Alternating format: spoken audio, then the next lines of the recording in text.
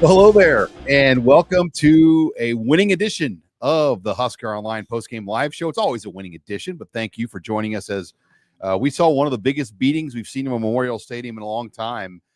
Sean Callahan, Steve Sipple, Robin Washut will be with you for the next 75 to 90 minutes. I mean, we already have 24 super chats in the queue, gentlemen, so we got our work cut out for us with Nebraska, a 68-0 winner. And before we get into the game, we're brought to you by our beverage sponsor here, Zipline. And Robin and Sipple are drinking the West Coast IPAs.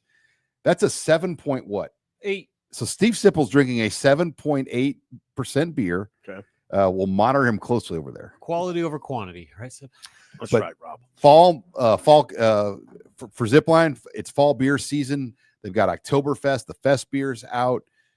Tons of great things going on. September 27th at Zipline, they're going to have their Oktoberfest celebration at the West O Tap Room. They're going to have music, food, giveaways, commemorative glasses. The football will be on. It's the bye weekend for Nebraska, so get out to Zipline on West O September 27th for their Great American Beer Festival as they celebrate Oktoberfest. But let's get into it, guys. Nebraska, again, a 68-0 win.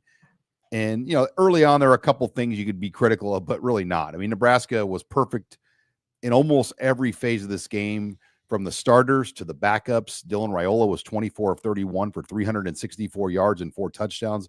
Emma Johnson had 140 on 14 carries.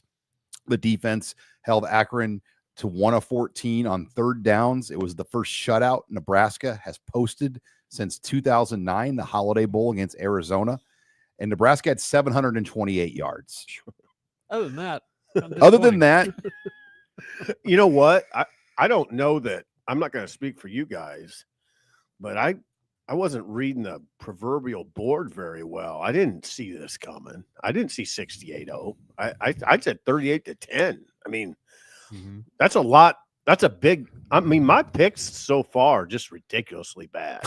You were 1-5, not against the spread last week, straight up. Yeah, and I missed this one.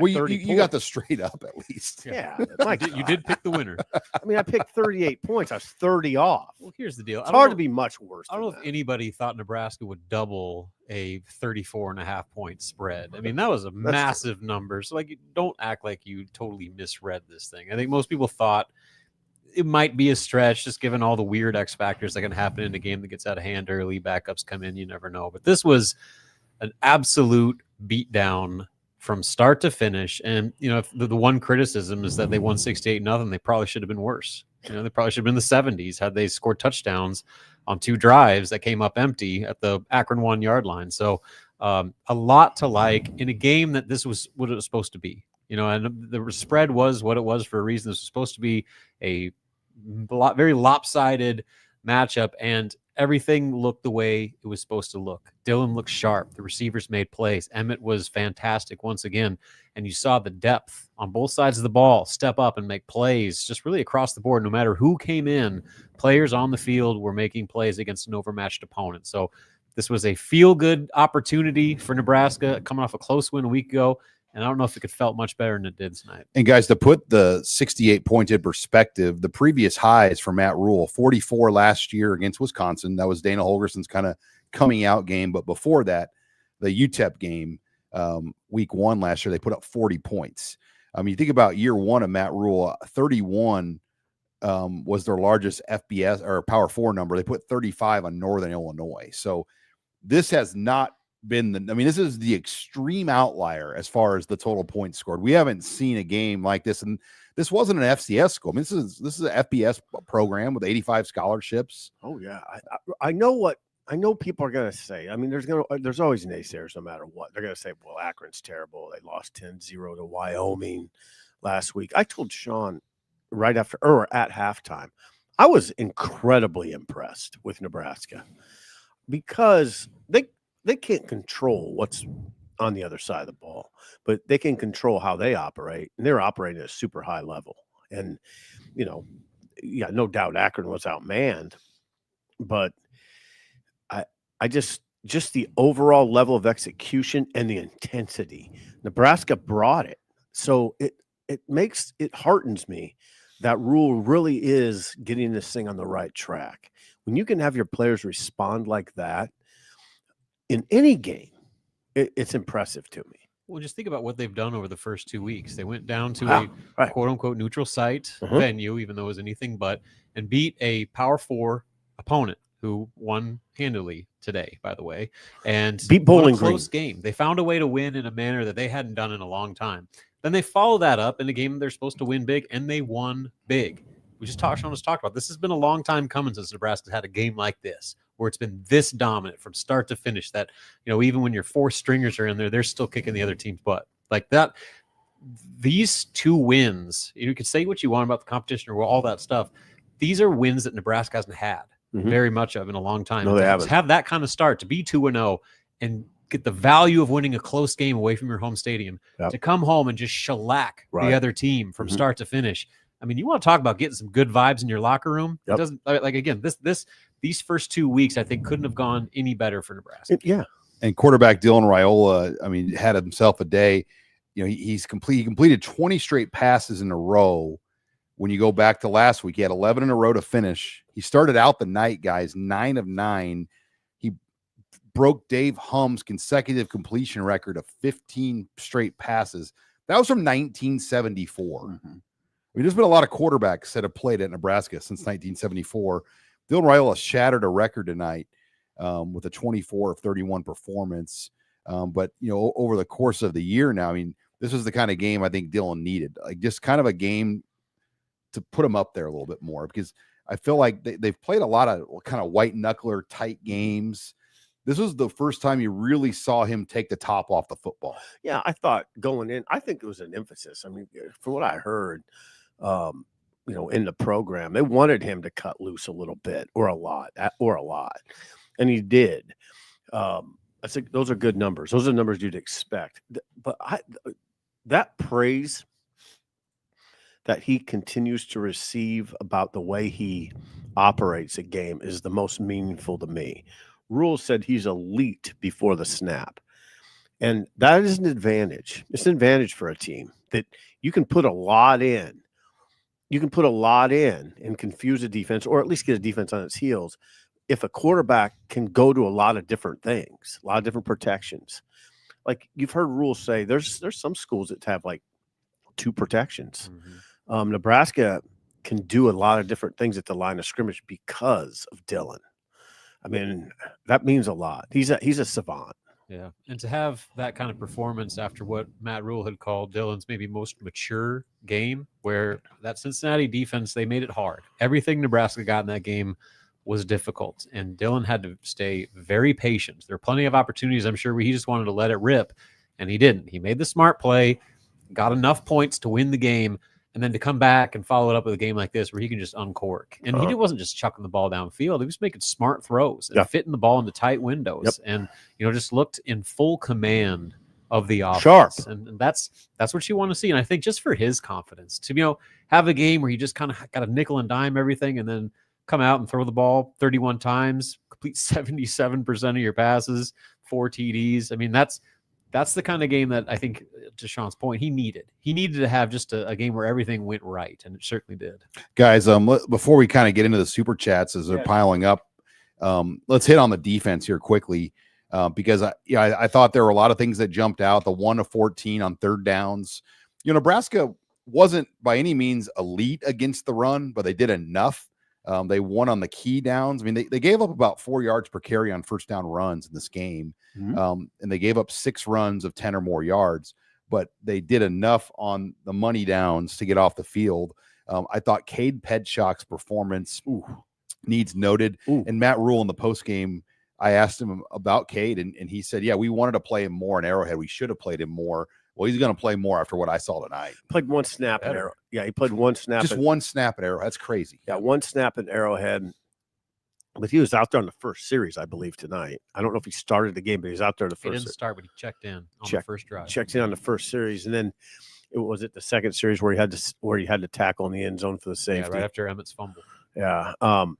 That he's a dude now. I mean, he is someone to watch very closely. Yeah. I mean, a true freshman to look like that. And again, you could say what you want about the competition. Like, that's his first ever game in Memorial Stadium. Coming out and looking like that. He looked like Jared Tomich out there. Well, that's the thing. You don't want to say that yet, but no, I know, but I know.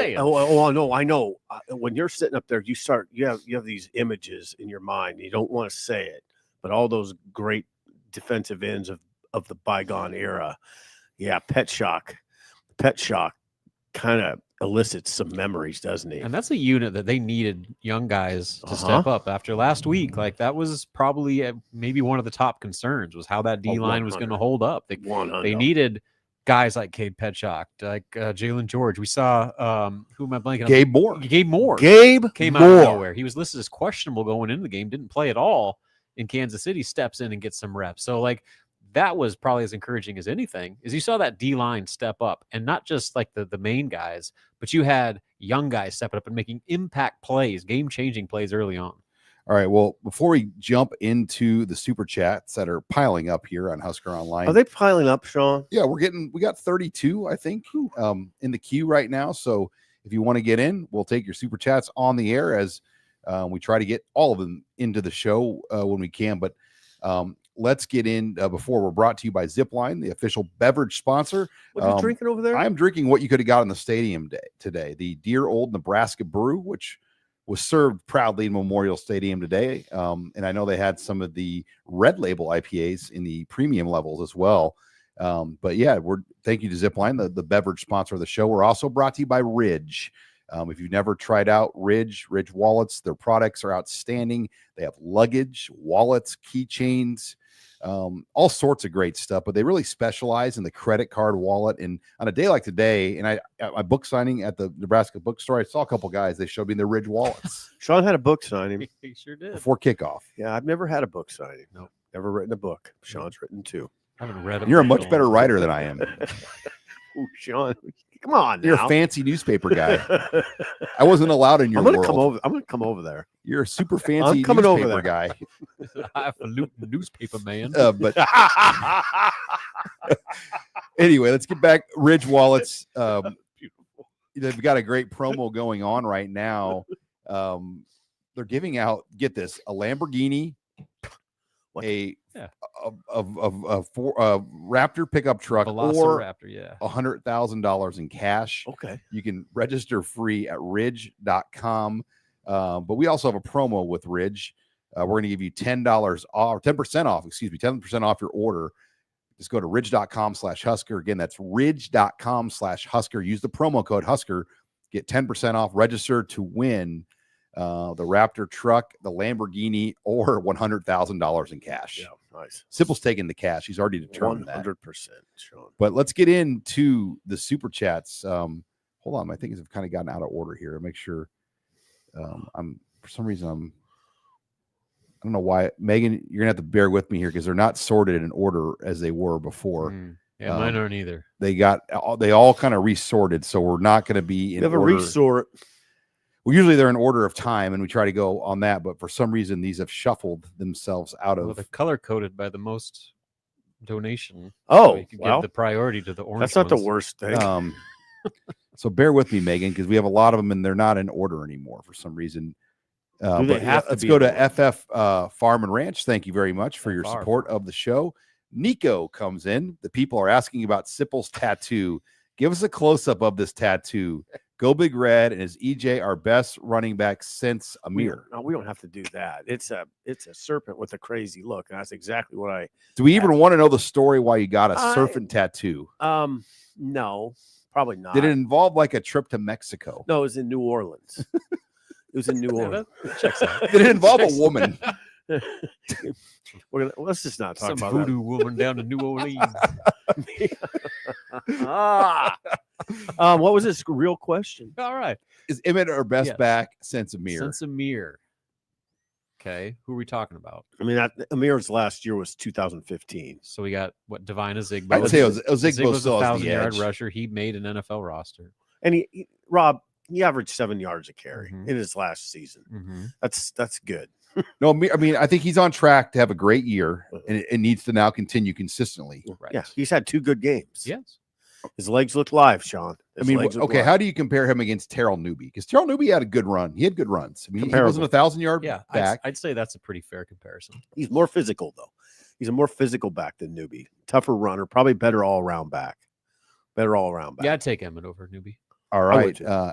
S. Rosie 2 and Derek S. come in. Thank you very much, guys, for your super chats. Joey. I'm careful on these names, guys. I think you're okay. Yeah, well, Betzold. Betzold. I think you're okay on that. Joey Betzold. Man, there's nothing there. Pretty cool that Luke Lindenmeyer proposed to his girlfriend. I love listening to you guys. We've gone through the bad together. Let's get through the good now. And yeah, Luke Lindenmeyer, if you missed it, cheers. He proposed to his girlfriend tonight on the field at the game, and she's a member of the Scarlet Dance team. Congrats to Luke Lindenmeyer, who's not only having a great year, he had one of the more iconic. I've never seen that done at Nebraska. Have you? No. Mike Peltz did it. Robin. What? Mike Peltz. Oh, Mike Peltz. You remember Mike Peltz? That was a basketball right before player. No Sit Sunday. That was a basketball player. Yes. Yeah, I do remember that. But that's the only one we were talking about that after the game. That was the only one I could think of, like off the top of my head, of as far as like post game marriage proposals. Who took that photo? That might be from Nebraska, is my guess. It's a great photo. It is. That photo is Look at Herbie magic. In the background. Herbie's jacked up. That photo is magic. Look at those players behind them. That's a frame worthy pick right there. Yeah, God bless them. This strikes me as like a BTN when they do like that show, The Journey. Yes. Like this would be like on the journey. Yep. No doubt. With some soft, inspiring music. Yeah. No, Luke Lindenmeyer has become quite a story. He's a dude. Yeah, and you don't want to knock Fedoni and Borkature because they did a lot for the program, but you don't really miss them right now with what Luke Lindenmeyer has given Nebraska the first 2 weeks. One-handed catch tonight. I mean, that was a nice grab. He doesn't drop anything. I mean, we always would talk about him as, well, you know, they have Carter Nelson and Heinrich Harburg they're the explosive weapons. Well, no, I mean, the best weapon they have is 44, and he's their best blocker. He's their best pure tight end. Yeah. He leads. He does everything. Yeah. He was kind of pigeonholed as just like their run blocking guy, where like Harburg and Nelson were going to be the receivers. Nope. How about that 22-yard catch on the opening drive? 3rd and 10. Yep. Nebraska's drive looked like it was going to stall out right out of the gates. Hauls in a big one over the middle, keeps the drive going. Boom, they go and score a 47-yard touchdown. We did see it last year. I mean, towards the end. Remember? Dana, hey, credit Dana Holgerson. He's like, this guy needs to play. Yeah. And we're going to not just play him. We're going to get him involved. We're going to give him the football. Yep. And that's just evolved over the offseason he's by far tight end 1. Yep. And sometimes a fresh set of eyes comes in and sees that. 100. No doubt. All right. Joe Erotic. Loved what we saw tonight on both. I can say That's that. Joe Exotic. But he went with Erotic. Remember Joe Exotic? Yes. It was the From Netflix Tiger series. King, or, Tiger King. Good job, Rob. Is that what it was? Joe it comes was in absolutely though. Tiger King. Joe Exotic, Joe Erotic. Go ahead. Loved what we saw tonight on both sides. Sip, with the new concessions, do you think we'll ever see an Italian Runza in Memorial Stadium this fall? I would say no. You're the AD. Can you even get a cheese Runza at Memorial, or is it only just? I think it's only regular Runza. I've never seen cheese Runzas either. Yeah, I don't. By the way, I'm not a cheese Runza guy. I don't think you need the cheese. Really? I get the cheese. I haven't. And the Italian runs is phenomenal. Like, it's by far the best one they do. Okay, Rob. I've never had it. Could they make it in bulk at that? But yeah, No, probably not. we've heard a lot of. I mean, Stadium had a lot of new great food items, but definitely I think they're learning the way. There were a lot of new workers. Like I noticed, just like kind of in the back bowels of the stadium where you go through like the old like training table and the elevators. Tons of new people like working their first ever night on this job, and There were kinks. I saw some newness. And I was explaining like to this group like the elevator, like how the coaches go up. They they're just learning their way through the stadium and understanding it. But it's game one for Aramark, and I'm sure they'll make their biggest improvement between game 1 and game 2, as the coaches say. That's the old adage. Spencer, Have you guys heard any of your reviews of the concessions? Well, the lines were crazy long. I'm glad that my only complaint was from the game. That was my only complaint from the game. And I think, again, the no reentry thing and the light show, I think that kept a lot of people in the stadium for the whole game. And so that's going to naturally, when you can't leave at halftime, the concessions are going to be packed. We have 86,000 people all like wanting to go get a beer or go get some food. Like there will be lines. And then the newness of it all, it's not just new for the employees. Like people are trying to figure out, like, you know, like the little like sensory pad you put your stuff on, or showing your ID twice, even if you're 75 years old to go get a beer. Like that's all a process that everybody's just kind of feeling out right now. And it will get better. I'm confident that it will get better as we go. And for AD Troy Dannon, those are the parts of his Monday morning that we probably have no idea about. But I'm sure his Monday morning on that stuff, he's going to get some emails. Will be pretty filled. Oh, yeah. It will be. AD's a tough job. That's a hard job. We don't even know the half of it, probably. All right, Joe and Lisa Johnson, 713. Okay. Can I come hang out with you three? You are the best. Certainly. Well, it's a hell of a deal because we got a refrigerator full of zipline and cranium right now. I mean, what more do you need? We don't need the cranium right now. No, we don't need the cranium. Well, you never I mean, know. our refrigerator, it's ridiculously stocked right now. Like, if we drank what was in the refrigerator right now, we'd probably die. We might drink if they would have lost tonight. Yes, I would guarantee you that. 4 a.m. action. Well, the nice part about having great sponsors is they take care of us. Yeah. All right, Josh, Frederick, how about those chunk plays and having 400 plus yards by halftime? Also, I like the future of Pedshock and Quinn Clark. Yep. Oh, yeah. Quinn Clark had that touchdown. Yes, Oh, that was a beautiful one. He caught that ball, kind of stepped through a defender, stepped over a defender. He's about 6'5". What do you think? 230? That's King Clark's boy. King Clark was a great running back at Nebraska when I was in school, so in the 80s. Yeah, R.I.P. to King Clark. Used to study with him in Abel. It was so in Rule in the postgame told a fabulous story about the recruitment, how he committed in the end zone, all that. Listen to that if you haven't listened to it.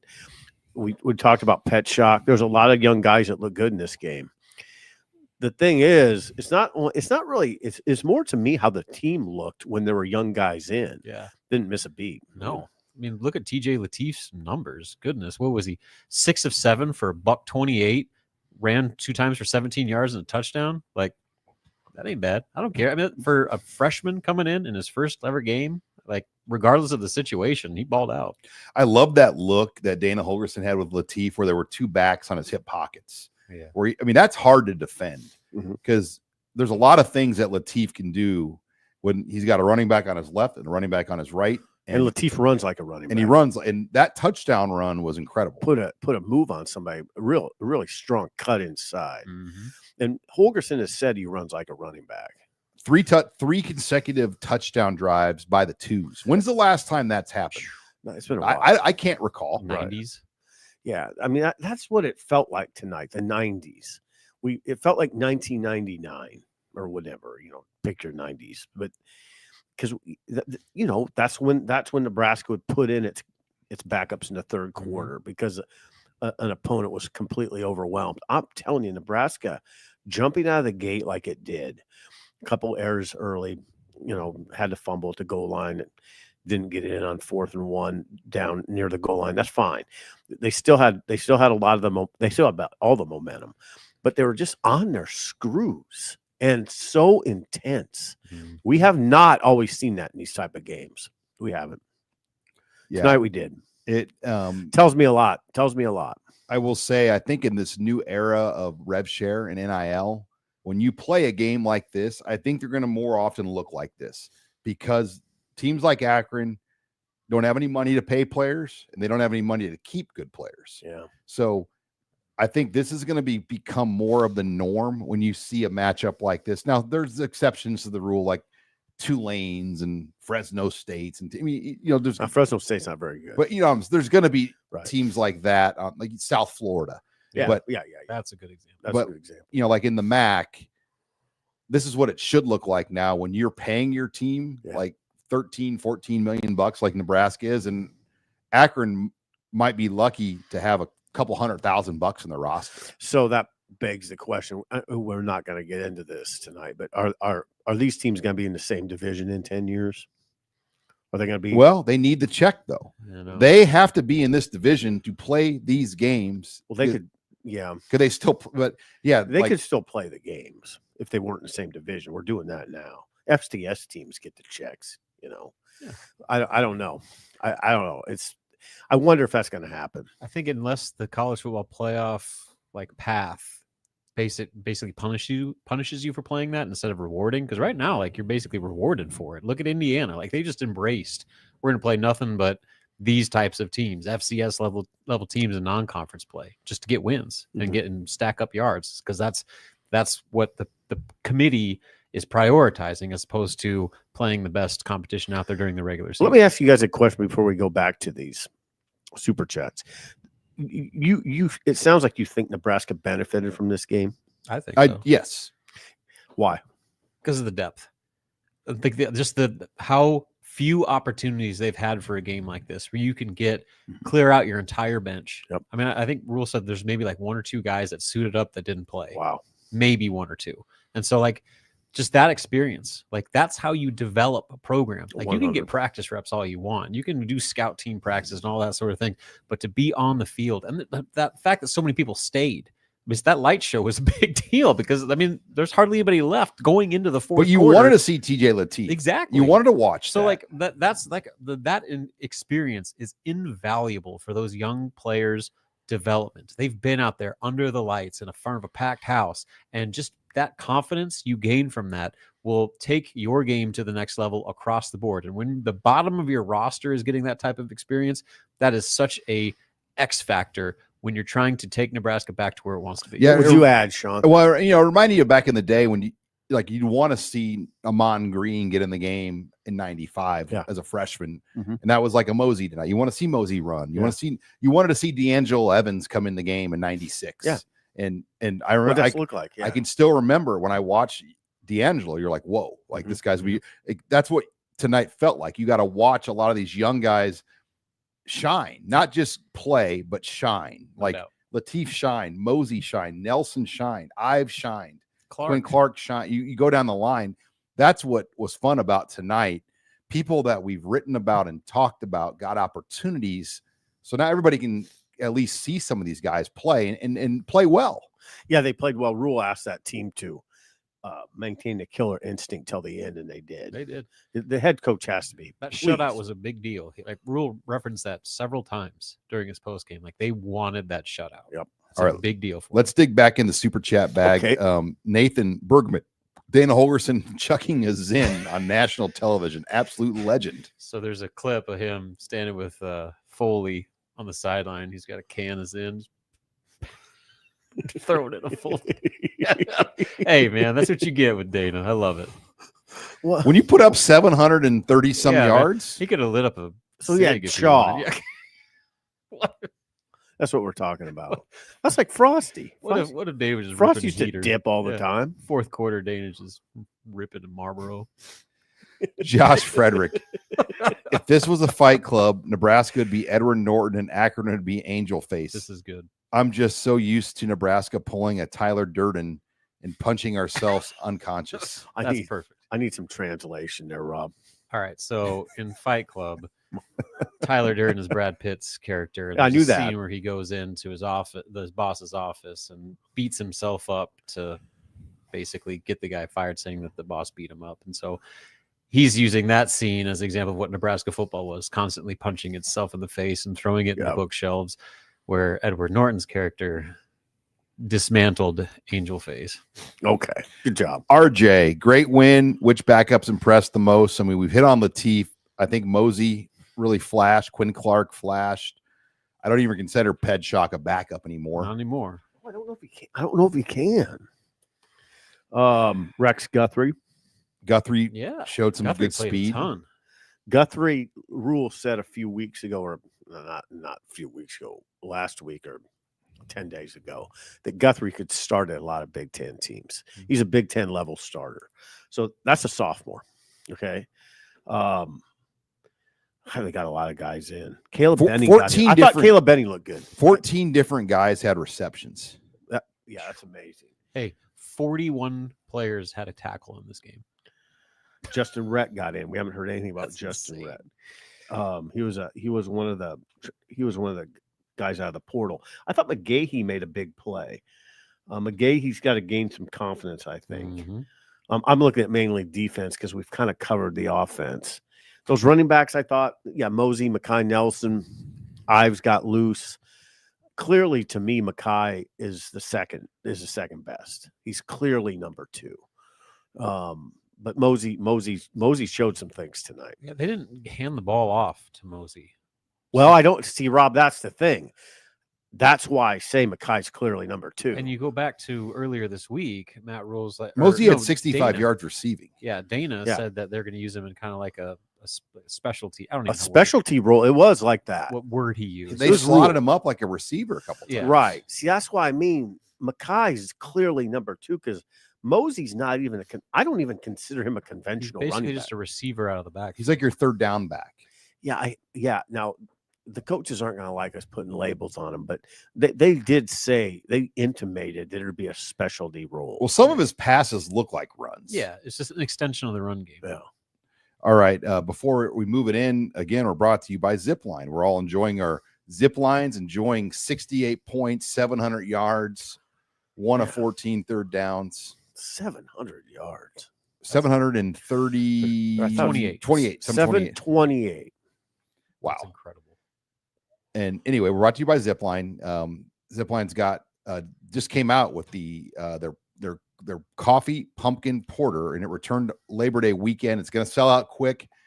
Stop on in, pick up a 6-pack of that coffee pumpkin porter. It's excellent beer.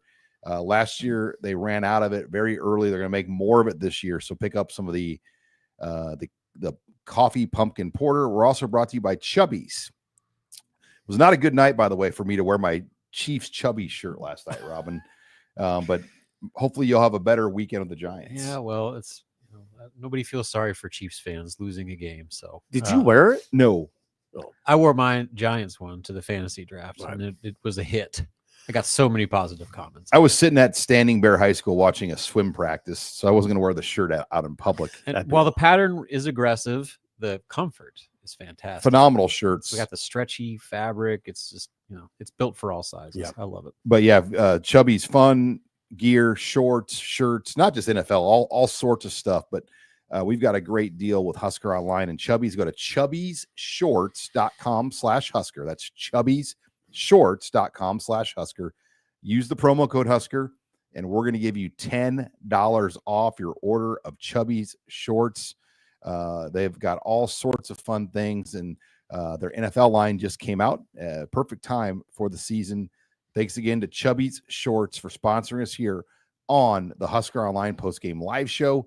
But let's keep the super chats going. Scott's Tots, always a great supporter of the show. Well, guys, I got nothing. That is what we've been waiting for to see when we play teams like this. Finally, next week will be a bloodbath. Yeah, I think that's what's the most fun thing about the next 2 weeks. You're going to get another game like this next week where we hope so. I mean, Nebraska's going to really Right. Come on, Babe in the Woods over there. I don't know.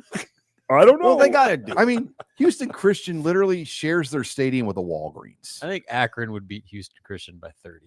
Ooh. Yeah, they got to come out and play, though. They got to come out and play. And 11 a.m. Yeah. 11 a.m. games are always dicey. That's true. They got to come out and play. Yeah, you can't just expect to go walking through it. Mm. Because even if you win that game and you look like garbage Right. doing it, like what do you gain out of it? Not much. This Akron game was so valuable because Nebraska looked awesome in all phases from start to finish. Like, so you can take away all these positives for growth and development.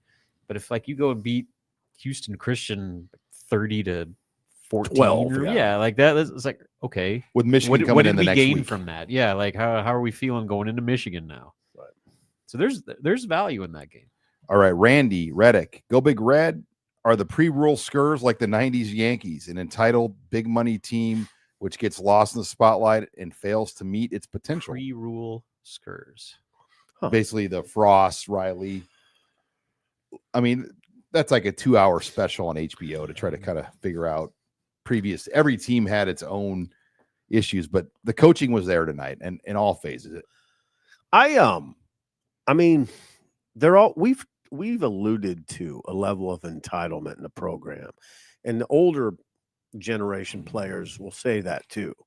That's it. That comment will strike a chord with people, you know, because you hear it from, you know, the '90s guys. You know, these guys are entitled.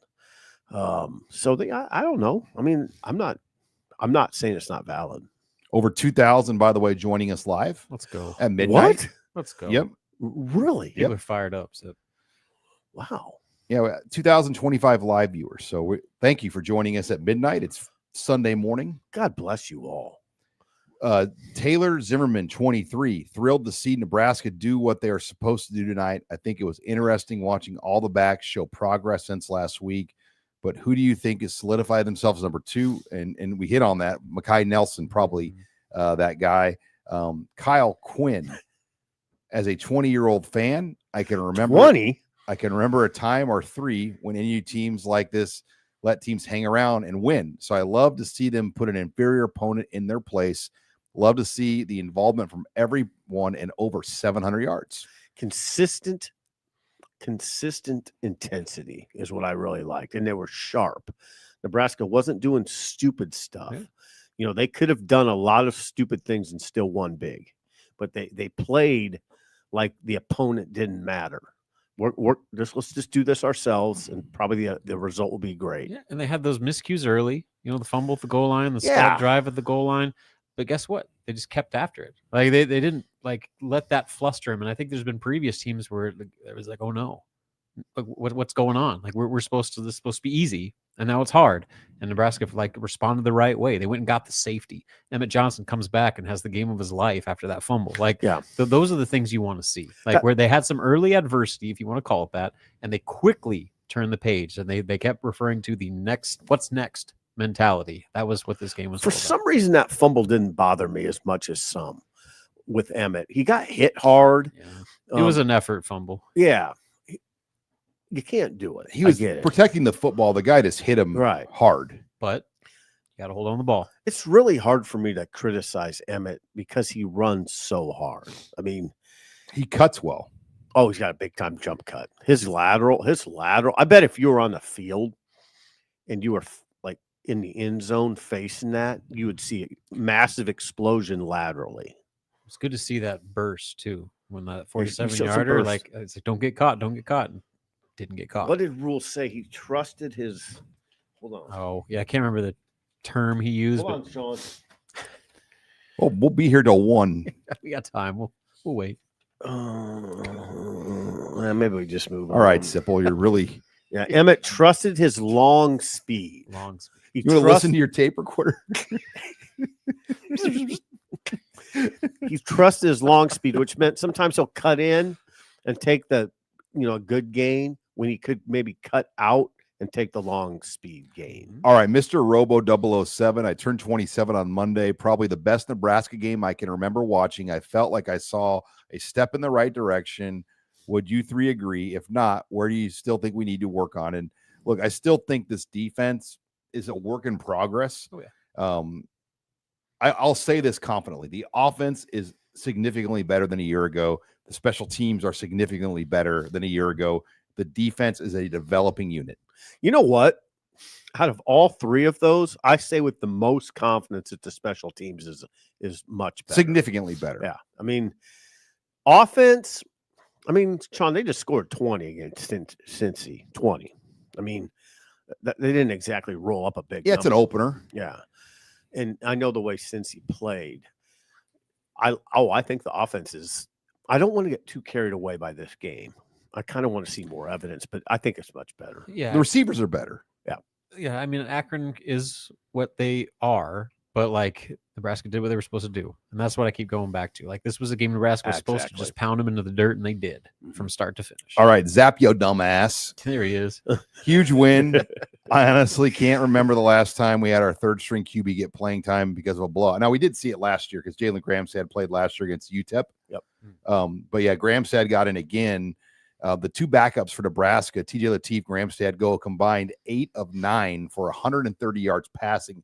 I can't remember the last time a backup line looked like that in terms of the stats. Nope. That doesn't happen. It's great.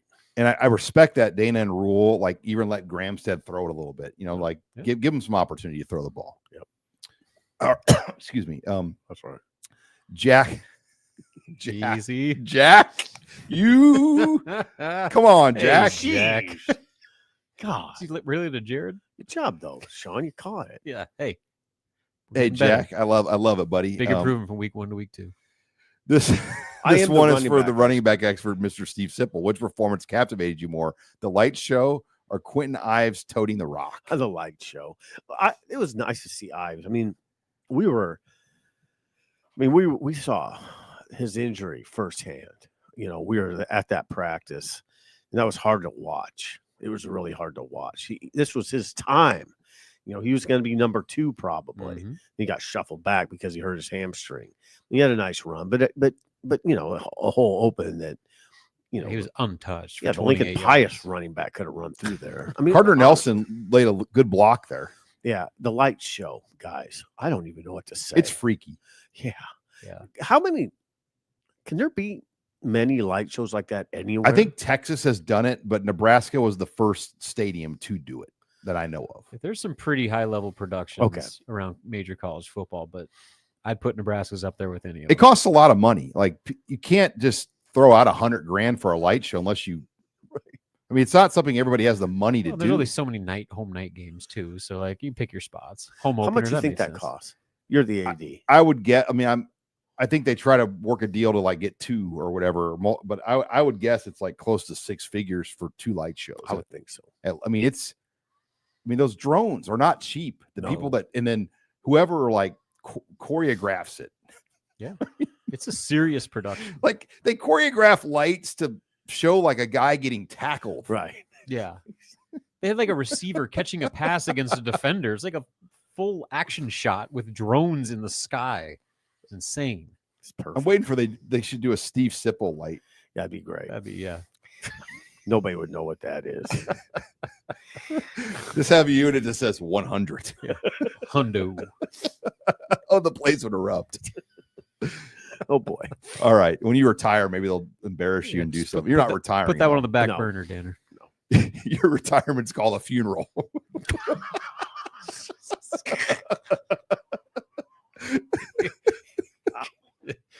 You just die at the keyboard.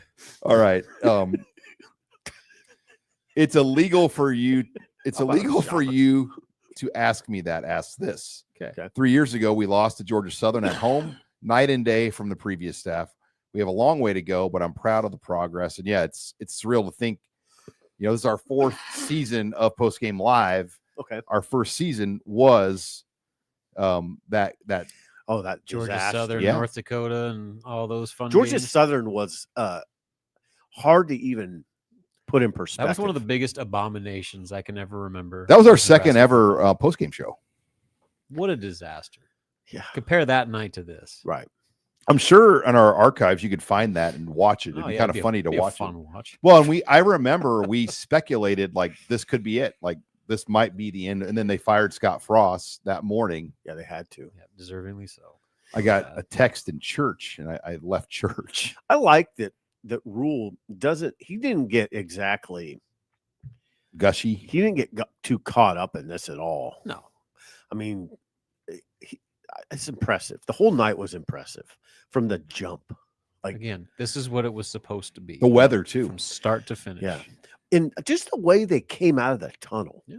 The way I saw Emmett Johnson going into the tunnel after warmups and how fired up he was with the other running backs. Nebraska came to play tonight. That's what we saw. No sleepwalking, no eyes ahead, no eyes behind. They were in the moment, and God dang, we haven't seen enough of it, but I think we're seeing a program growing. Is what that's pretty clear, right? It's pretty. All right, let's keep. Bio has 0-1. I feel like it took half the defense to bringing down Mosey every time he had the rock. Got to get him involved. Massive momentum win for Nebraska. And you're right, Mosey was one of those guys that his legs stay up, and like when you think he's down, he's still going. I wonder if Mosey was disappointed last week and said, "I got to show myself here." I mean, Yeah, Dana himself said when he got the ball, it just didn't look right. Right. They tried to run him, and he didn't like that picture. So Kids they hear found that. different ways to get him the ball, which is what I liked. And Yeah. then, credit to Isaiah for making the most of it.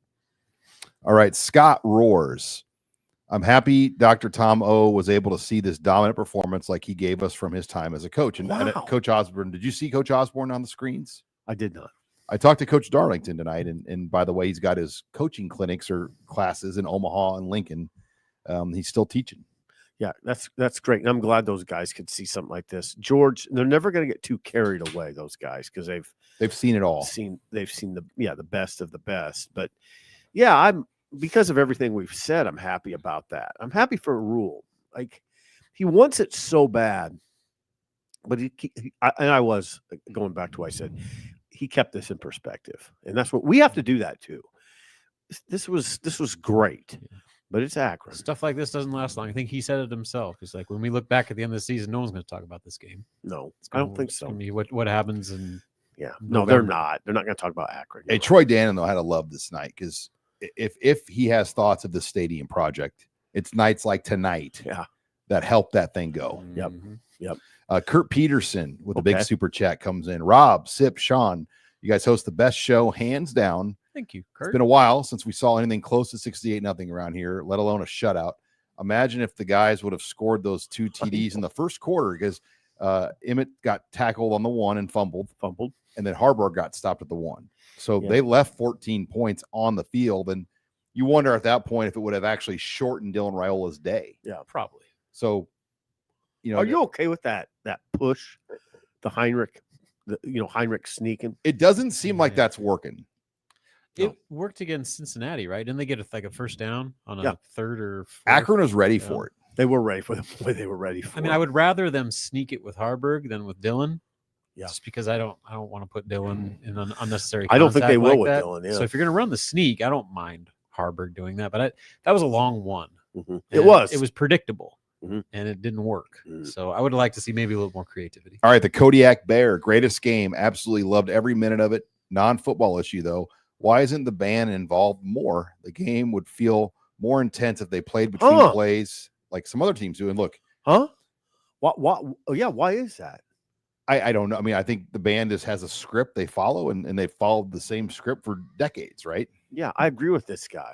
It'd be cool to hear the band sometimes during the game, right? I think it's you just do hear it the reality of the major production that are college football games now, where your light shows and pyrotechnics and videos and all that stuff, like special guests being shown, Will Compton promos, like that is filling the gaps that the band always used to fill. And so you do hear the band other places. You do, but it's I think at a place like Nebraska that puts so much emphasis on their in-game production, the band has kind of been sacrificed. This guy hit something. He struck a chord with me. I thought they did a good job though with the music and the crowd. And I mean, Rob and I joked when they started playing the YMCA song, it got the place. I mean, they did a good job just getting the atmosphere going tonight. Yeah, it's a great atmosphere. Rob Morris, a big super chat. Thank you, Rob. Thank you, great Rob. to see the Huskers dominate and dig into the depth chart. Oops, I lost Rob. There he is. It's been a long time since we've seen this level of execution at all levels. The Huskers are pointed in the right direction. Thank you, Rob. This is a weekly discussion. This week it does seem like that on the heels of there was a fist fight in Arrowhead. And so this was perfect. This is a good start. I mean, and they came out of it healthy. Yeah. They won a fist fight. Then they won a blowout. And they came out of this healthy. Was there anything? I don't think so. Yeah, nothing reported. Akron had multiple guys, but not. Oh, hey, how about speaking of injuries? How about Cam Lenhart? Did you hear that story? He had surgery this week. So he had surgery, and before on a his hand. surgery, it was like a hand thumb injury. So you saw he had a big cast on his hand. Before his surgery, which was early this week, he couldn't eat for 24 hours. He practiced that morning, went and had on an empty stomach, hadn't eaten anything. Went and got surgery, came back and practiced the next day. Was named captain for the game and ended up playing. He was playing nose guard in some formations today. So now listen, hats off to Cam Lenhart. Oh yeah. Now listen, when Rule was saying that gets your attention. He practiced on, no food, and before his surgery. Yeah. So had surgery. Yeah. He had. So that was before the surgery. Then he had the surgery. Then he practiced the next day. Next morning. Wow. All right, let's move. Tells you a lot about Culture his guy. tells you, yeah, and want to. That tells you a lot about he wants it. Buy-in. Yeah, all he that wants stuff. this. Yeah. Galapagos comes in. Not much to dislike, but please look up rule success rate on challenges while at Nebraska. It's got to be single digits. It's not good. So he challenged the safety, right? That's what it was right out of the gates, and What was the challenge on that? that the forward progress was stopped in the end zone. And Robert and I both said, like, they're stingy about a Yeah. safety. Like, if any inch of the ball is over the plane, They will always give the benefit of the doubt that the runner crosses past the goal line. Like, I don't know why. It's it the seems like ball. you have to be tackled 6 yards back for them to consider it a safety, but they got it. They got the safety later. So technically the challenge got them 2 points. Albeit they took the long route to do it. Bowman 78. Let's go see you guys at the bowl game. Go Big Red. Hey. Well, 4 more to go, boys. Yeah, man. 4 more. After next week, hopefully halfway there. All right. I'm going to say it as I've always said it. Bangarang. He's back. Bangarang, Bontrang. Bangarang's back. Go Big Red. Judy is a concern. Is Judy a concern online? I didn't know. I mean, look, tonight, I don't know if anybody was a concern. Well, I want to see snap counts. I do want to see that. So we'll wait on the PFF grades. Those probably will take a long time since the entire roster played. So there's a lot of grading to do. But I don't know, man. Like the fact that they rotated Riley Van Poppel and Cade Petchock in so early, like I just wonder kind of like, you know, when things get for real, are they going to continue to lean on Judy, or are they grooming some of these young guys to maybe take some of that workload? There are no snap counts posted, by the way. I just checked for you, Robin. All right. They're going to move guys around. They're going to alter snap counts. Judy's going to play, no matter what, because he's the most veteran member of that defensive line. Yeah. But you know, we'll just see what the breakdown is as far as his work. No, you're not going to remove him from the equation, No. but you might change up the equation a little bit. All right, guys, we're still 2,000 strong online watching, and we're go. brought to you again by Zipline, the official beverage sponsor of the HuskerOnline postgame live. Hope you had one in the stadium. Hope you're having one with us now, celebrating the win. Head out to Zipline Tap and Grill in Fallbrook on Friday nights before home games. They have the Husker Pep Band, the cheerleaders. It is the place to be on Friday nights. They have all the volleyball on when the volleyball is playing, other football games. Great food. Head out to Zipline in Fallbrook on Friday nights before games for all the fun action. We're also brought to you by Billings Group. They're a trio of financial advisors made up of Lance and his 2 sons-in-law, Josh and Nate. They're based in Salina, and they help clients across the Midwest and beyond make smart, confident decisions about their money. From your first real paycheck to your final retirement party, Billings Group is here to walk you through the highs and the lows. Billings Group, financial advisors by your side for life's journey. Visit them at billingsgroup.com. Securities offered by registered representatives through Private Client Services, member FINRA SIPC. Advisory services offered by investment advisory representatives through RFG Advisory, a registered investment advisor. RFG Advisory, Billings Group, and Private Client Services are unaffiliated entities. Hold on. I see somebody saying, I'll legit stop watching this outlet if Sipple doesn't apologize for his comparison of Holgo and Frost. When did I do that? What? Hey, dude, that never happened. That never happened. Yeah, I don't remember. Was it on your other show? No. All right. I'm going to move on to Chase here. Don't get triggered. Chase, I'm not. read the super chats. Don't read the live. Because Go to the starred section. Chase Woodward, the stadium atmosphere is relaxed and fun. It hasn't felt that way in a long, long time. I credit the team's dominance more than the beer. Terrific show. I love all the angles that you guys cover, and we appreciate you, Chase. Thank you. Thank you, Chase. Yeah. All right. Patrick, as a perfect of a bye game as one could ask for. No major injuries, key reps for the 2s and the 3s. Lasting thought as we head into week 3, there is so much Mo Purify and Quinn Clark. Whoa. Easy. I mean, Purify was the original big horse. That catch at A&M. Yeah, let's see now. If Quinn Clark can be that good, I mean, Purify was a beauty. That's a high bar. Oh, now you can argue, though, Purify played a big hand in Nebraska not winning a conference title in 06, fumbling the opening play. Did you have to go there? He was also a big part of why they got to that game. Yeah, he won the A&M game. He's can you think of a better big receiver that Nebraska? Anunwa. Yeah, Quincy's in that conversation. That's close. Anunwa played a lot longer in the NFL. Yeah, and then he got cut short by a neck injury. Yeah, I can't really argue. It's close. I love Mo Purify. Close. Niles Paul was a big horse. He played tight transitioned end to in a the tight NFL. end. Yeah, not that big. But yeah, he's a different kind of big. No. Hey, Mo Purify, classic press conference moment. Yeah, I was about to reference this. When he said he thought he Snow. thought snow came up from the ground. Yeah. I asked him that question I think he was joking. I hope because he I'd was. never seen snow before. I always just thought it came up from the ground. You know what? This California guys, you never know. He was joking. Mo was smart. He was a smart dude. His son's going to Washington State.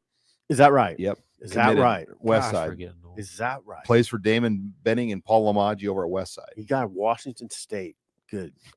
Colton McNear. Howdy there, guys. Did this game give you more confidence in terms of what the Huskers could be this season? Love the show. I listen to every episode. And look, I still think we're all kind of in that 8-ish camp. You know, Michigan lost tonight, though. And their offense kind of sputtered out a little bit against Oklahoma. It appeared they lost by 11. Yeah, they scored 14 points. One of those came on a big, long touchdown run on the first play of the second half. So, By Justice Haynes. yes, they didn't have much of an established offense. They had one big chunk play and then one other touchdown beyond that. Hey, So, what was the final? 24-13. yeah, something That's like that. Venables. I mean, Venables is fighting for his job. You That was know, and huge he's calling win for defense. Oklahoma. Yeah. Venables is calling defense. That's about as good as it gets, by the way. Venables calling defense. Oh, yeah. Rob Morris. How long has it been since Nebraska has dominated a team like they should have obviously dominated tonight? It was a decisive win, one that they haven't had in a long time. And like under Matt Rule, there hasn't really been a game like this. It wasn't in What? I mean, I would say the Frost game against Northwestern was like this. Bethune-Cookman. Yeah. Well, yeah, that won't. But the Northwestern game where they were just running like magic trick option plays the whole game. Yeah. I mean, That's it. freaky. Yeah. That was it. Teddy was playing. That was arguably the peak of the Frost era that night. And then, Yeah, then Michigan came in and Right. they could have won Those that game. two games. That was the peak of the era. Yeah. Michael, Hunter, Key, Barney, that group is awesome. Oh, God. Yeah, they're how about good. an Isaiah Hunter? Yeah. Like, I'll admit, I didn't give him enough credit going into the offseason. I thought he was like kind of just the other guy after Dane Key, but man, he is a baller. Like 4 catches, 82 yards, including a 36-yarder, 4 catches on 5 targets. Like you look at just his percentage of completions per target over the first 2 games, it's like well over 90%. And so like he is consistent. He's a big body guy making tough catches. And he's like that tone setter where a lot of his production comes early. So you can tell Dylan has a connection with him where, you know, I'm sure other teams are keying in, no pun intended, on Dane Key, that Isaiah Hunter's having opportunities and Dylan's looking for him and he's producing. And Joe Moorhead said that in the post game that they're hard to defend because you can't just key in on one receiver and double team that guy. They have multiple weapons. Yep. And they built this team for that reason because they have Dylan, and Dylan needs multiple people to go to. He kind of has them, or just does have them. Tyler Schlater. Raiola was sharp, defense dominant. Mosey looked great. After seeing Johnson and the others, I'm feeling way more confident about our running back depth this season. Yeah. I too early. Yeah. I'm saying too early. Ooh, and JC comes in here with a good super chat, guys. How much is it going to cost to keep Latif here? Oh, Well, because guess who else was at the game? Dayton Raiola. yeah. No, got to pay those guys. Yeah, it's going to get more and more challenging. And I think Rev Share is going to move to a model anyway where teams are only going to focus the bulk of the money on like the top 35 players. Yeah. Hey, that's a great question because I don't know. I don't want to speak for Rule, but I would think he'd be nervous after this, the way Latif looked, because everybody's watching it. Everybody needs a quarterback. Everybody does. I mean, not everybody, but people are looking for quarterbacks all the time. You know what I'm saying? Some calls will be made. Oh, God. Over the next few days. Oh, God. Yeah. Yeah, and especially with what's coming in. And Trey Taylor was here tonight. Dayton Raiola, the whole family was here tonight. Hard to keep all of them. I got to keep all of them.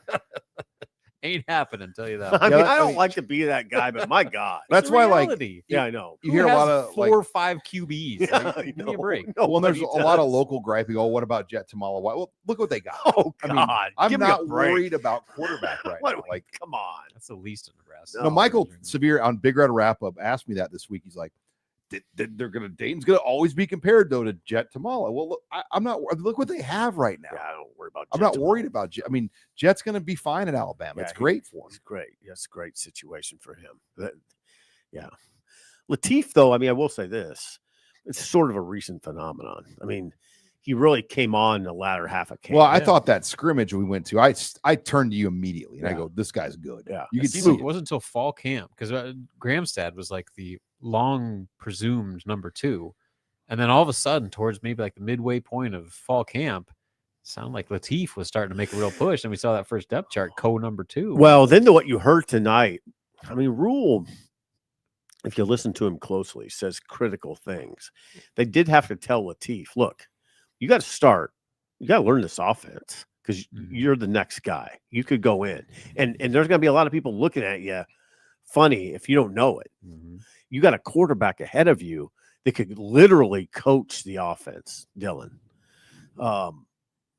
So you got to pick it. Could probably coach. I'm going to tell you this. He had to pick it up. Latif had to pick it up.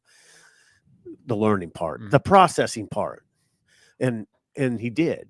I mean, I think he did. It's also notable that Rule said that they're not holding him to a 4-game red shirt. Like, no, if they need to the backup. play him beyond 4, they will play him. He's the backup. 4. He is QB2. Yep, he's that the backup. Defined. Yep. Wow. it sure looked defined tonight. Yeah, it did. There was no gray area. He's smooth. He's a smooth. Yeah, operator. that was as impressive of a number 2 that's come into a game at Nebraska. I mean, no knock on Daniel Kalen, but to me, Daniel Kalen's not even close to Latif when you compare like the 2 quarterbacks. Well, Latif was highly recruited, played at a super high level in a super high talent state, California. And credit Glenn Thomas, and this all happened before Holgerson got here, but to get him here was right. Good recruiting work by Nebraska. It's a coup. Logan comes in.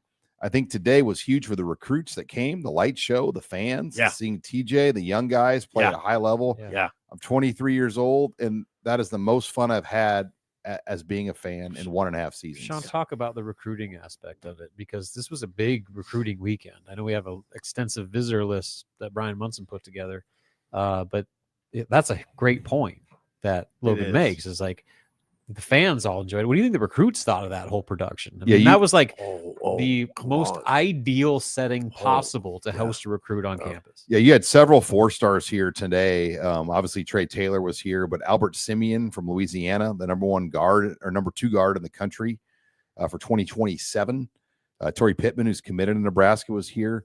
Matthew Gregory, a 4-star receiver out of Pennsylvania, was here. KJ Green, a 4-star edge. And then Kwani Felder, also a 4-star tackle out of Georgia. So you had a lot of players here making a repeat visit, maybe guys that were here earlier in the summer coming back, and you bring them on to Lincoln on a night like this. I mean, you're firing your shot on a night like this. Yep, they did.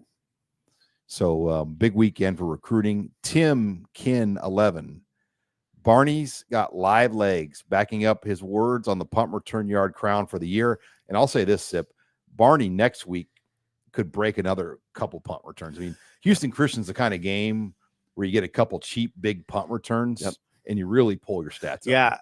Yeah. Akron didn't cover well, and he took advantage. And they punted low. Bad coverage and line drive punt straight to him. It was a recipe for some big returns. Yeah, if I'm Moorhead, I'm having a serious discussion with my special teams coordinator. I really am. I mean, less than ideal for what they were doing. But Nebraska has a guy to take advantage of it. And no matter what, you can say this. I appreciate the aggression. They're aggressive. That's Eckler. He's brought that aggressive mentality. Did you see that? Remember that punt? It was like a 12-yard punt. I don't know if it got blocked or whatever, but it basically was just sitting there. Yeah. Barney dead sprints toward the sideline, almost just picked it up and ran to the house because no one was there going to go get the ball. And so, like, that's the aggression I think that you're talking about. Like, Nebraska's like seeing special teams in a way that they really hadn't. Like, do you think last year a returner does that, or they just walk to the sideline saying plays dead? Yeah. No, that's numbers aside tonight. It's like the aggression. It's very aggressive. So his 39-yard return was the longest since 2019, J.D. Spielman. Okay. So it's been a while since we've seen returns like that. And look, he's not Pearsonell. Pearsonell at his peak was in his own league. Pearsonell won games for Nebraska. No doubt. but he's he could get there. Pearsonell as a freshman was incredible. How about Gross? Well, he was an All-American. Yeah. That was freak show time. Let's get back to that. All right, Nels in Montana. Super proud of the boys tonight. Wearing my Husker necktie to church tomorrow as a tribute to Wet Blanket. Do you think we'll log a sack in 2025 or be able to score within the 3-yard line? This is crossover show stuff. Nels is on the morning show. Wet Blanket is a guy who chides me all the time when I'm too optimistic. He throws a wet blanket over it. Church is going to be beautiful tomorrow. Everyone's going to be happy. Yeah. That's what this does. So Nebraska did get a sack. It was negated on a face mask. Oh, Deshaun McCullough. Yes. Yeah. Oh, they didn't. I thought they didn't have a sack tonight at all. Yeah, they had 2 sacks. Okay, I was going to say. I'm saying like that would have been the first sack of the year, and it got negated. Okay. James Brown, TJ Lateef, eyeballs. Yes, we are very big TJ Lateef fans after tonight. FR and Ranch. When was the last time you were pleasantly surprised by the outcome of a game? I think back to Missouri in 2010 when Roy Halou broke the single game record. Not sure on the year. And that's a good example. That Missouri was a top 10 team, and Pelini's team just boat raced them. Yeah. The Michigan State game with Kirk Cousins was one I'll never forget. Like, I was expecting an all-out war. Yeah. And the Pelini's just schemed up a defense that just Michigan State couldn't do anything. Last year, Wisconsin. I was pleasantly surprised. Yes, you're right. One to clinch a bowl game for the first time and hammer them. God knows how. Hell, long. Mickey Joseph beating Iowa to Iowa. Yeah. I mean, who would have thought that? Nobody. Nobody called that. And Nebraska jumped on them. Yep. I mean, Trey Palmer just like outran like. Well, Cooper DeJean got hurt, and then they had to put some backup in that just didn't belong on the same field as Trey Palmer. Yeah, I mean, I am putting this in the category of surprise. I didn't see it this coming. 68-0. Yeah, to double the spread. Right. Yeah, because there weren't any like flaws or mistakes. Not too bad. Not too bad. Like bad flaws or mistakes. No, like I mean the fumble, but beyond that. The penalties were on aggression. I mean, the secondary was penalized 4 times, but that's what John Butler wants to do. Mm-hmm. He's going to make those refs call it. Like there was a lot of hand fighting and physical play by that secondary tonight. It led to 4 penalties. Just a lot of fighting. That's what I like. That just score aside, what I saw with my eyes is what I liked. Not just numbers aside. I just saw a team ready. Just ready. They're playing way more aggressive in the secondary this year than they've under Rule. They got good players too. I mean, it's changed. It's a different secondary. I mean, Marshall's added a huge piece. Sierra Wright is now Donovan. Sierra Wright. Yeah. Oh, Donovan Jones. Sierra Wright. Nobody's talking about him because no one throws at him. Right. And he had a PBU today. Like, I mean, that guy is a huge reason why Nebraska's defense is what it is. When you can take away half the field, the way that he has the last 2 games, that changes everything. Hey, and Buford and Malcolm, they look more comfortable at safety to me. I mean, that they look like good safeties. Singleton's playing his way to an NFL draft pick. He comes in hard. Played with a lot of confidence. 3 tackles, QB hurry, and a pass breakup. That's a big dude too now. All right, let's get a couple more in here. We got 21 more to jump in here. Matthew. Buckle up. How's that 7.8 treating you? My jaw feels funny. I've noticed you've gotten kind of like a dentist appointment feel going over there. I kind of do. I don't know what's going on. I've kind of seen you start lisping a little bit. Get a little slurry. IPA sip off your first is that your first? Hey, just full disclosure, is that the first IPA you ever had? No, I don't think so. What have you had an IPA before? I can't pinpoint it. Well, you went big, but I respect that. Yeah. 7.8 West Coast. Yeah, your mouth's just numbing up. You're jumping head first into the deep this side of my mouth is kind of weird, but anyway, go ahaid. I actually can tell as we were going on, like Sipple's getting buzzed up here. Hey, this is where the good stuff happens. So why people love the post game. Good radio. Or a fine lightweight. I'm a bad lightweight. I better. All right. With that said, let's get Larson Motor on. Again, we're brought to you by Zipline. Before we really get. We better get the ad on before the. Don't swear during this read. But Zipline again, title sponsor, beverage sponsor of the show. But we're also brought to you by who? Sip. Larson Motors. I mean, Larson Larson Motors might thank Rule tonight because people are in a good mood. When they're in a good mood, they want to spend money. And everybody is thinking about a vehicle all the time. I am. I was cleaning my vehicle yesterday. My what would you call that pickup, Sean? Light duty. I can't believe you get away with that. That's what they're called. It's a light duty pickup truck. But anyway, if you're looking for a new vehicle, how about Larson Motors in Nebraska City? It's one of the Midwest's only dealerships with all the major brands in one locale. Finding your new Chevrolet, GMC, Hummer, Ford, Chrysler, Dodge, Jeep, or Ram never has been easier. So start your new experience today at LarsonMotorGroup.com or at Larson Motors in Nebraska City. Larson Motors, real people, real deals. All right. Good job, guys. Matthew comes in. Good job, Sip. Yeah. Way to power through. You did it. I powered. Matthew comes in. Akron has an argument for the worst FBS team. Yikes. My favorite stat so far, Iowa's QB has 127 yards passing for 3 games. TJ Lateef has 128 in one quarter. That's good. Okay, and look, Iowa does that. That's just who Iowa is. But I think we all thought they'd be better, in terms of passing. Yeah. Well, come on. We heard a lot about Gronowski during the offseason, how good this was going to be. It's kind of weird. He made more in NIL than Iowa's entire basketball roster. Ooh. An Iowa reporter told me that. Ooh. All he can do is roll out and just kind of do like a little where he either runs it or just dumps it. Like he doesn't really stay in the pocket and see down the field. He hasn't gotten in much rhythm. Took two bad sacks at the end of that game today. He did. I saw him get in rhythm a couple times. He does have a very strong arm. He does. When he throws in rhythm, he's got a strong arm. All right, Jacob. Dylan is officially turning into the guy that we hoped and he would be when he committed. The Heisman campaign has officially begun. I pumped the brakes a little bit there. Huh? Yeah. 2 pretty good games. See what happens in a couple weeks. Oh, yeah. Joe, how does this Akron team rank with Idaho State, Bethune-Cookman as the worst teams to play in Memorial Stadium? Like Idaho State and Bethune-Cookman are FCS teams. Yeah, those guys. They had like coaches eating hot dogs ordering hot dogs from vendors during the game. Like Bethune did? Yes. Yeah.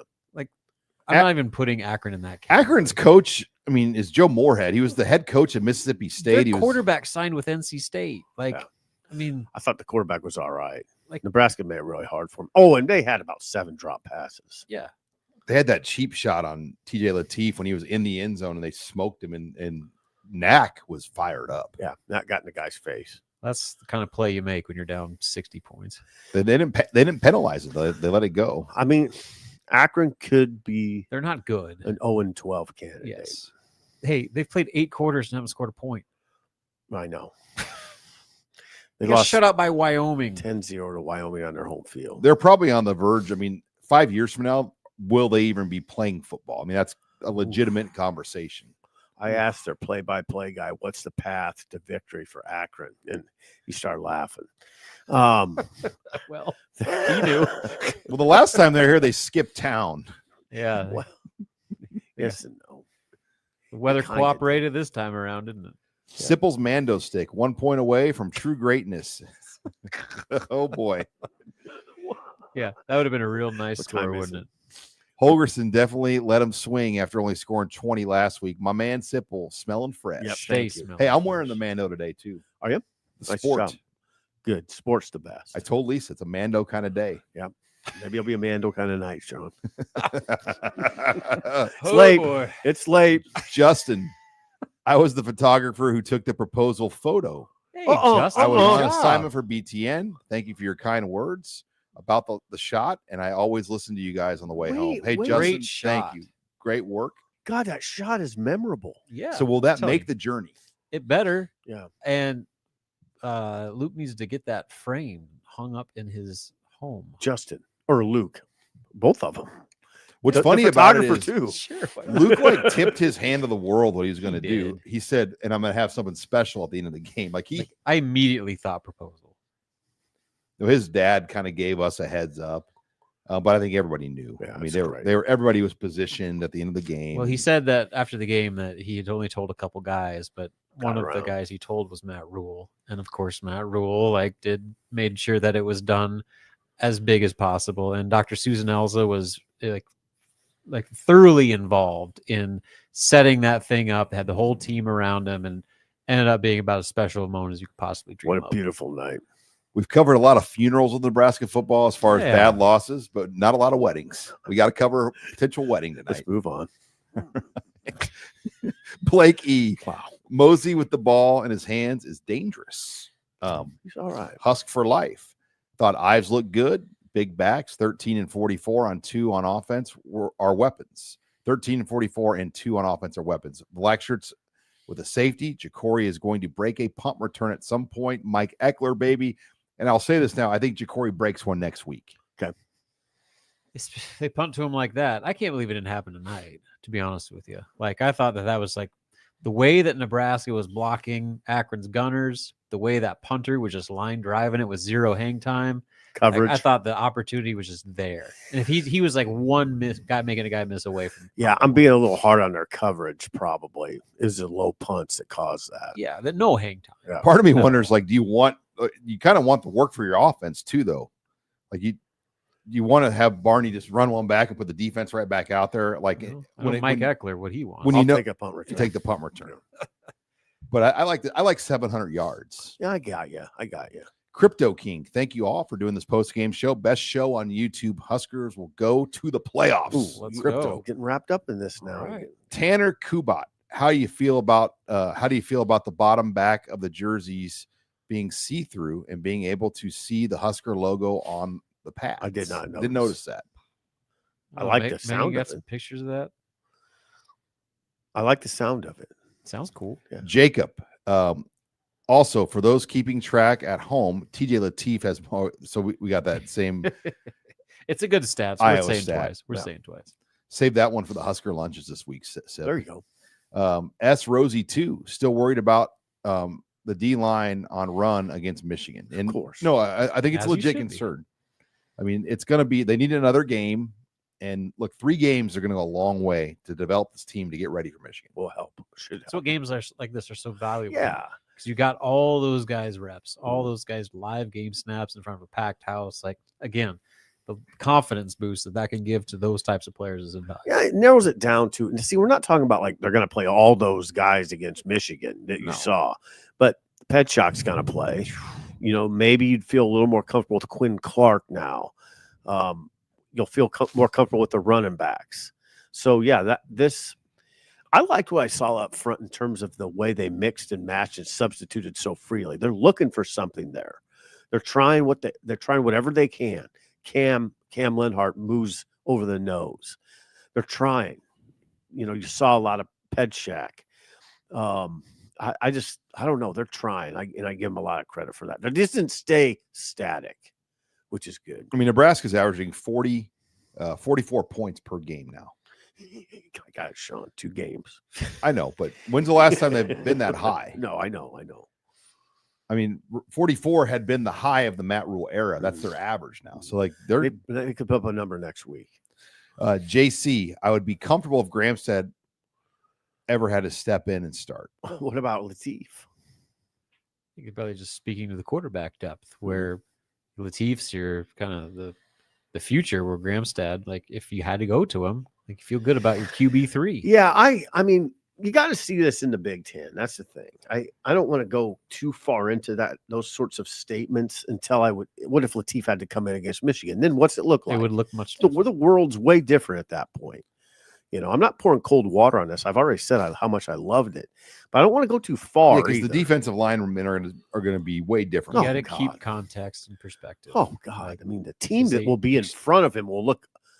This was a really bad Akron team that Nebraska Yeah. did what they were supposed to do. Yeah. Now, can they do that or anything remotely close to it Right. against better competition? All right, JC, for the youngins, is this what it was like watching games in the 90s? Yeah. Yes. 100. I mean, you would go to the game and thoroughly look forward to seeing the 2s and the 3s play because they would play a lot. Yeah, and there was dominance. It was obvious dominance. So yeah, in a lot of ways, it did remind you of that. Even in my early years in like 99, 2000, 01, the point spreads were like 50-point spreads. Yeah, I would walk to games over from the Journal-Star, just walk over, and my mindset would be, God, I just hope this is a game to half. I just want to see a half. I tell the guy I'm walking with, I just want to see it till a game until halftime. You Got know, bored. yeah. And I always knew in my role, I'm going to be right. I'm going to be writing about like a second string, third string guy, sidebar. That's what you always did. So tonight it would have been Pedshak. Sipple, you write about Pedshak, and it's going to be our key sidebar. That's what it would have been. 500 words. Probably 800. God dang. But that's what it would have been. Wouldn't 800 words. Wouldn't that be the main sidebar tonight? Pedshak? Latif would have been a good one. Yeah. Corey would Barney have been a good one. Yeah. Yeah. I'd say Pedshak because of the line. Or what about Luke situation. Lindenmeyer's proposal? Yeah, you wouldn't have got that in I your think young days. That would have kicked up the columnist chain before Yeah. you were columnist. I think that might have been a front page story. God dang, I got a tongue issue. Front page story. Hey, You're messed up, buddy. The West Coast got you. what time right. is it? I'll give you a ride. I don't need a ride home.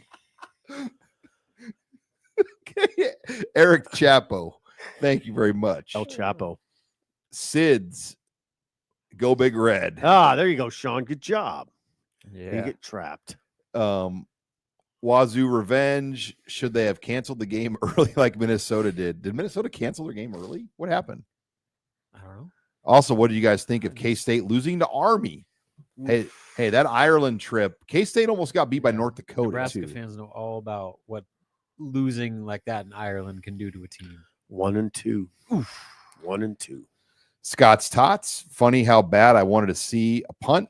Did Archie get a roar when they announced the specials before the game? Yeah, I think so. And what's funny is Inside Edition had like a national reporter here, a new TV reporter, to do a big feature on Archie. He didn't punt once. And he may not punt next week. Inside Edition? Yeah, there was like a national news crew here to do a feature on him. Okay, I got context. So Minnesota won 66-0 over FCS Northwestern State, but because of severe weather in the area, the game ended with 6 minutes and 15 seconds left in the fourth quarter. So theirs was weather. Remember in Rule's first year, Louisiana Tech, we had that delay. Yep. Joey, can this team go 10-2, 11-1? I know it's early. If this team that showed keeps not going there. No, I mean it's just too early, guys. Yeah. Enjoy the night, enjoy the zip line, enjoy the West Coast IPA like Sipple is right now. But we're still in the 8 to 9 range, right? Yeah. I'm sticking with 8. Okay. Red, they beat Michigan, then we'll talk. Red Ben 88. When's the last time we put up 70 each on a team? Go Big Red. Thanks, Husker Online. Why is Akron the whipping boyfriend, the NCAA? Not, their GPA went low and they can't go to a bowl. I don't know if they're going to have to worry about it anyway.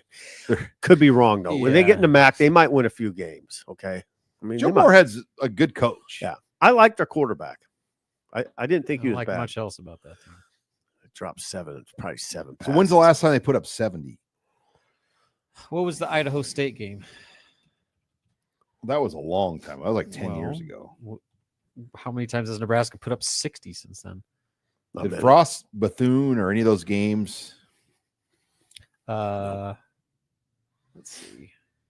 That's why I hate not having a media guide. Because if we had a media guide sitting here, you just hold on. I'll look in the game notes right now. Just so that's in the game notes. I guarantee you. Hey, we're fine. I mean, we're no we out. Yeah, 68 points was the most in 73 against Idaho State in 2012. Okay. 728 is the 8th highest total in school history. 8th. Think about 3 years ago, though, on this very night, we were talking about Georgia Southern putting up the most yards in Memorial Stadium history. Yeah. Think about that parallel. I know. Dark times. All right. We've had a lot of let's wrap through here. We're almost done, guys. Tyler, thank you. Logan, love the game and nice, relaxing. But is Eckler trying to find a kickoff specialist? We've seen TA and JH kickoff. So No, Conan's the clear kickoff specialist. They're just giving those other guys reps, and Kyle Conan has been fantastic on this kickoff. And Albano got an opportunity. He missed it badly. It went out of bounds at the 10. John Holkick went out in the first game too. So, I mean, I think they're just giving those guys an opportunity. Hey, here's the deal, guys. It is worth watching. I mean, I sit by that special teams coach every day, my radio show. It takes a lot of your leg to kick off. They'd rather not have it be that way. So that's it'd be better if one of those guys would step up, Hole or Elvon. Well, and the other thing about kicking off is you could be involved in a tackle. 100. And that's not, I mean, guys get hurt on those plays. Right. Jared Moody, Sean, I'm pretty sure all Runzas are cheese Runzas in the stadium. I don't think so. I compared Frost to Holgerson chewing on the sideline. Okay, I did do that. Not their Frost chewed all the time. Not their play calling prowess, though. I think this is simply a dip conversation. Yeah. Jacob, down goes K-State. They're having the same exact start that Nebraska had during the 2022 season. Does it kind of give you pause about going to Ireland? I'm sure it's great when you win it. Look at Iowa State. The thing about going to Ireland is you play a big game out there. It's not just like a guaranteed win. Yeah. And it's a rigorous trip. Huge commitment. Yeah, it's a rigorous trip. Huge commitment. We had fun, though. Yeah, we did. It was great for us until the game. I mean, it would, like, if you're an AD and you study it, you would look at K-State and Nebraska and go, guys, look what's and Florida State last year. Oh, God, shining. Hey, there's a track record there now. Yeah, I think you might. If I were an AD, I'd look at those three instances and say, Zannon's like, you know what? Kansas City's good. Yeah. You sure you guys want to? We don't need to go to Iowa. Let's go to Kansas City, make $6 million, and eat some barbecue. Call it good. It would be kind of interesting to look at that history.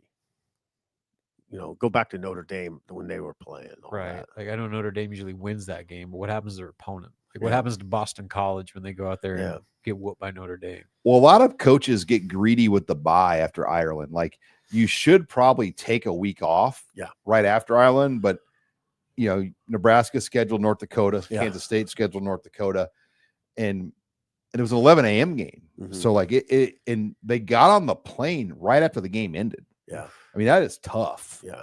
It's an 8-hour flight back home. Yeah. So give Iowa State credit. They walloped South Dakota. And they hung in there and beat Iowa today. Yeah.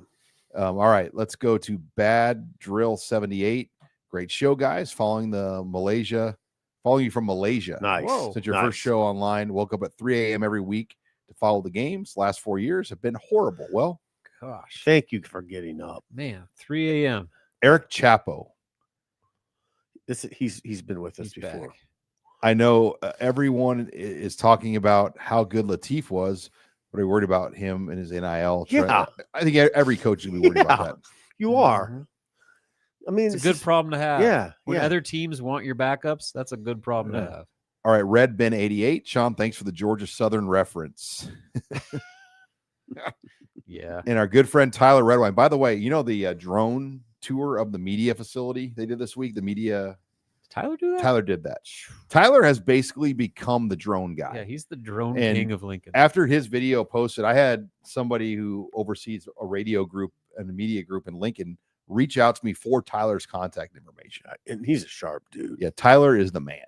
Yeah. And he said, somebody get Megan, our great producer, a Cosmo. Absolutely. Yeah. Megan's a fireball Make drinker. it 2. She's a fireball. She likes fireball. Fireball. Simple like 7.8 IPAs. I think I got a cold sore. I got a cold sore on my tongue is what's going on. All right. Homestead beginner. Konnichiwa. From Japan. What? Finally, a big win where I don't have to have an ulcer the following day. Love the show. 1,000 yen. Thank you. What does 1,000 yen come out to be? I don't know. I don't know what the conversion rate is on that right now, but it's great. We'll take it. Konnichiwa. And finally, Will Price, our final super chat. Did you guys realize the pass catch in the light show was Hartstug's INT last week? I did not notice that. Ooh. That makes it even cooler. So on the light show, when they showed the pass catch, they did Hartstug's INT. Whoa.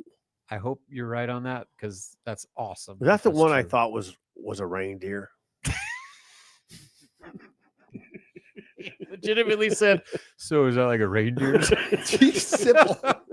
Good thing we didn't let you drink till just now. I did that totally sober during the game. For the record, all right, I'm not a reindeer. It was a football player. We got one more from Scott. TJ needs to come in against good teams when it's first and goal. Not a bad idea, actually. The He's run a runner. aspect adds so much. Dylan is in otherwise. Mhm. So the idea of TJ Lateef in red zone situations is not a bad idea. No. Interesting. All right. Well, guys, that wraps it up. About 90 minutes. We had over 2,100 peak out live viewers at one point. Really so surprised by great that number. numbers. Yeah. Beautiful. We'll have a 11 a.m. game next week, but we'll be back on Tuesday with a Husker Online show, Thursday with headlines for our producer, Megan, who stayed up with us late here tonight producing. For Steve Sipple, Robin Washut, I'm Sean Callahan. Thank you for joining us on Husker Online Post Game Live.